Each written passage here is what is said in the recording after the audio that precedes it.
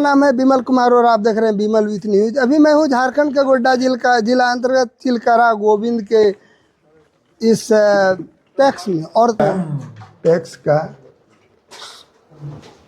नारियल फोड़ के फीता काट कर शुभारंभ करते हुए जिला के पदाधिकारी, हमारे प्रमुख साहब श्रीमान प्रखंड विकास पदाधिकारी पत्रगामा एवं अन्य गणमान्य लोग और जिला के पदाधिकारी फीता काट करके टैक्स कार्यालय का शुभारंभ करते हुए चिलकारा टैक्स में जोरदार तालियों से इस सुंदर कार्यक्रम का आगाज किया जा रहा है। और देखिए प्रमुख साहब और जिला के पदाधिकारी और अन्य नारियल फोड़ करके इस टैक्स का शुभारंभ करते हुए आप फेल कर गए ना प्रमुख साहब का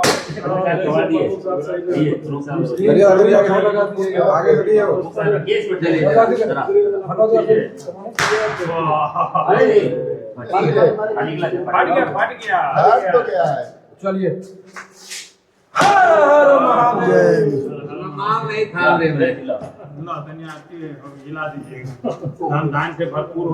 धन धान्य सुखान्वित की कामना के साथ ये सुंदर कार्यक्रम का आगाज धान क्रय केंद्र का शुभारंभ इस चिलकारा टैक्स में धीरे धीरे इसका यहाँ पर प्रवेश करते हुए और शुभ की कामना के साथ, मंगल की कामना के साथ ये मंगल कार्यक्रम बोलिए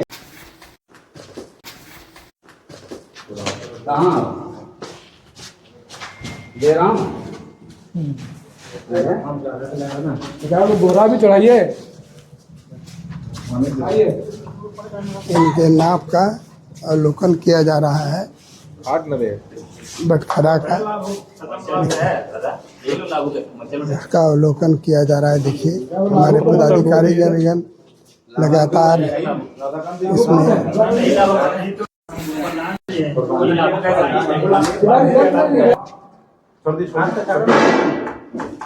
ये कांटा का 34 किलो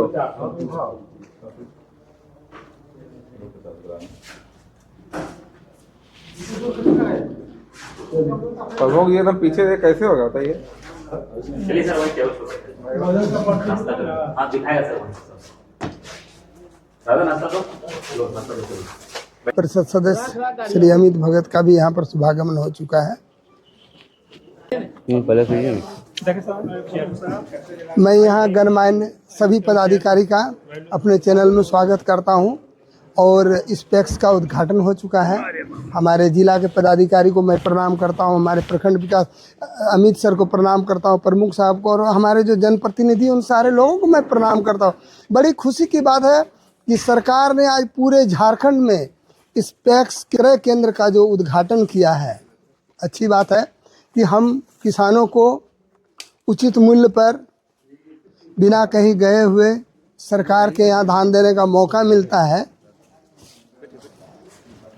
इस क्रय केंद्र और जहाँ पर पैक्स में इस बार गेहूं के बीज की ज़बरदस्त बिक्री हुई है, जिसके कारण से मैं देखा कि प्राइवेट दुकानों में इसकी बिक्री बहुत कम हो गई। और मैं भी गया था तो हमको समझाया गया कि आप यहाँ ना लीजिए, अपने पैक्स पर लीजिए।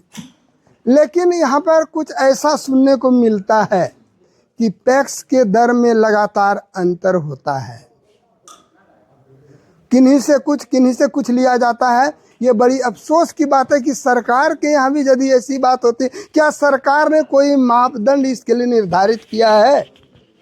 आप बताइए, कुछ मापदंड निर्धारित किया, इसका रेट क्या? पहला तो आपके चैनल को हम बधाई देते हैं कि आज चिलकारा पैक्स के उद्घाटन समारोह में आए हैं और हमारी सरकार हर हमेशा किसानों के प्रति संवेदनशील रहे हैं और आगे भी रहेंगे। और जहाँ तक बात है कि आज 15 दिसंबर को धान अधिप्राप्ति के लिए सभी पैक्सों का किसानों का एमएसपी सहित मूल्य के साथ 2450 रुपये की दर से धान की अधिप्राप्ति करेंगे। सर ये आप जानते हैं कि किसान कुछ जानकारी के अभाव में, जानकारी नहीं रहने के कारण कुछ बिचौलियों के द्वारा अपने धान को बिक्री कर देते हैं। हम बता देना चाहते हैं कि 15 दिसंबर यानी नवंबर से धान का कटाई होना प्रारंभ हो जाता है, तैयारी भी होना शुरू हो जाता है। लेकिन नवंबर महीने में धान में नमी कुछ ज़्यादा रहने के कारण सरकार जब धान खरीदती है तो बिल्कुल उनको, किसानों को भी फ़ायदा हो, और सरकार जो धान खरीदेगी उसको फिर मिल में जाएगा, राइस मिल में, उसको भी मतलब कि यह मद्देनज़र देखते हुए थोड़ा 15 दिन लेट से ख़रीदा जाता है, इसलिए कि नमी धान का कुछ कम हो जाए और धान की अधिप्राप्ति भी हो जाए और किसानों को लाभ भी मिल जाए। सर मेरा मुख्य पूछने का मतलब है कि पड़वा यहाँ का, इस क्षेत्र का, पथरगामा प्रखंड का सबसे बड़ा पंचायत है जी। और उसको सबसे कम गेहूं मिला है, इसका क्या कारण है? देखिए, सबसे कम गेहूं मिलना वो किस प्रकार से वहाँ पैक्स को निर्धारण जो है वो अपना कितना क्या जमा करता है, उस हिसाब से उसका किसान कैसे मतलब अथी होता है, वो आबादी के अनुसार और किसान के ऊपर डिपेंड करता है। धन्यवाद। और मैं अब हमारे जो जिला से आए हैं पदाधिकारी, उनसे मैं बात कर रहा हूँ। सर आपका मेरे चैनल में स्वागत है। सर ये बताया जाए कि पैक्स में ऐसा देखा जा रहा है कि किस पंचायत में किसी से कुछ रेट लिया जा रहा है, ऐसा सुनने में। यहाँ हजार रुपया में बोरा बिकी है, इसके लिए सरकार क्या कर रही है? देखिए, रेट इसके लिए निर्धारित है। हर एक पैक्स में रेट में समरूपता होनी चाहिए। यदि भिन्नता है, इस संबंध में यदि शिकायत हम लोगों को प्राप्त होती है तो उसकी जांच की जाएगी और विधि सम्मत कार्रवाई की जाएगी। सर हम लोग तो प्रयास करते हैं कि कम से कम समरूपता हो, सबों से एक रेट लिया जाए, किसी से कुछ, किसी से तो बड़ी परेशानी होती है। निश्चित रूप से समरूपता है, और यदि कहीं भिन्नता पाई जाती है तो उस पर कानूनी कार्रवाई होगी, जो विधि सम्मत ये है। लेकिन साक्ष्य के साथ आप शिकायत दर्ज करवाएं, जरूर कार्रवाई होगी। सर दूसरी बात है कि जो धान क्रय होता है, इसको बहुत दिनों तक जब गोदाम में रखना पड़ता है तो धीरे धीरे सूखने लगता है, और जो पैक्स में जो इसको क्रय करते हैं उनको घाटा होने लगती है। इसके लिए सरकार क्या कर रही है?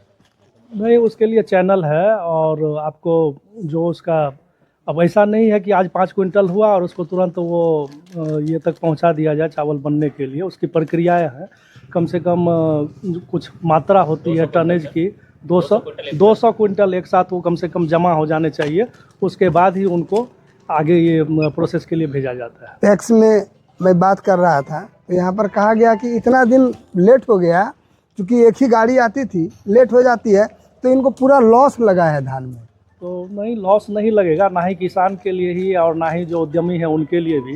किसान के लिए मैं बताना चाहूँगा कि आप ओपन मार्केट में देखेंगे तो 1700, 1800, 1900 में बिक रहा है, जबकि उनको यहाँ पैक्स में जमा देने से 2450 रुपये प्रति क्विंटल के हिसाब से मिलेगा, जो कि बाहर बेचने से काफ़ी अधिक है। तो थोड़ा नमी यदि उसमें सूख भी जाता है तो हमको लगता है कि अल्टीमेटली किसान को कोई घाटा नहीं है। किसान को नहीं सर, पैक्स वाले को घाटा, वाले को भी नहीं लगेगा। चलिए धन्यवाद आपको। और हमें यहाँ के जो प्रमुख साहब हैं इनसे बात करूँगा।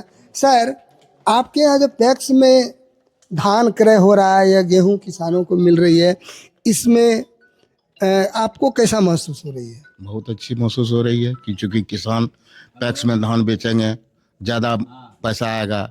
ये नहीं है कि अभी जो वर्तमान में मार्केट में अभी वैल्यू है 1600-1700 में बिकता है और यहाँ 2450 में बिकेगा। ये तो गृहस्थ के लिए खुशखबरी है। चलिए बहुत बहुत धन्यवाद। मैं यहाँ पर उपस्थित जितने भी हमारे पदाधिकारी हैं उन सबों को मेरे चैनल में जुड़ने के लिए बधाई देता हूँ। और बहुत खुशी की बात है कि पैक्स में धान क्रय होती है, जहाँ पर किसानों को जो एक ढंग का उनको मूल्य मिलना चाहिए वो मिलती है। लेकिन मैं अनुरोध करूँगा कि पैक्स में जो पैसे बाद में दिए जाते हैं उसको थोड़ा जल्द में भुगतान कराया जाए, ताकि किसान जो सोच के बेच रहे हैं कि हमें बेटी की शादी करनी है, हमको और कोई जरूरी काम है, वो मिल सके। मैं आप सबों को मेरे चैनल में जुड़ने के लिए बहुत बहुत धन्यवाद देता हूँ, सबों को प्रणाम कर। आप पूछ लीजिए, एक किस्त में ही पैसा मिलेगा। एक किस्त में ही मिलेगा? हाँ, एक किस्त में ही पैसा मिलेगा, फुल पैसा। ये नहीं है कि मैंने आधा दे दिया अभी, फिर आधा 1 महीने के बाद देगा, सो कोई बात नहीं है। चलिए, पहले तो ऐसा ही होता था? पहले ऐसा होता था, इस बार से ऐसा किया गया? इस बार से ऐसा किया गया है। चलिए, धन्यवाद। आपके यहाँ पैक्स में धान क्रय हो रही है, इस संबंध में क्या बोलना है? ये तो प्रत्येक साल होती है, प्रत्येक साल होती है। ये जब से सरकार लागू की है तब से तो हो ही रहा है। चलिए, अगला धन्यवाद। बार भी आप आए थे कवरेज करने के लिए, धन्यवाद। और सुविधाजनक बात हो गई। यहाँ वहाँ उन्हें अपने दाम में बेचे थे, अब थोक पैसा लेंगे, सही जगह पर जो है कि अनाज बेचने का उन लोगों को सुविधा प्रदान किया गया सरकार के द्वारा। चलिए, धन्यवाद। सर, पैक्स में जो धान क्रय हो रही है, इस पर आप क्या बोलना चाहेंगे? सबसे पहले तो मैं आपको बताना चाहूँगा कि पैक्स एक ऐसा माध्यम है जो किसानों को जो भी माने ज़रूरत हो, माने कभी बीज आता है, कभी गेहूँ आता है, और अभी किसानों को जैसे अभी किसान अपने धान भी नया खेत में धान हुआ है, धान को बेचने के लिए पैक्स में आते हैं, उनको एक ज़्यादा रेट का मुआवजा मिलेगा। और यदि ये जाके मार्केट में बेचते हैं तो 1700-1800, और यहाँ पे आकर बेचते हैं तो उनको 2450 समथिंग का रेट है। और पैक्स के माध्यम से किसानों को बहुत तरह की सुविधा मिल रही है। धन्यवाद।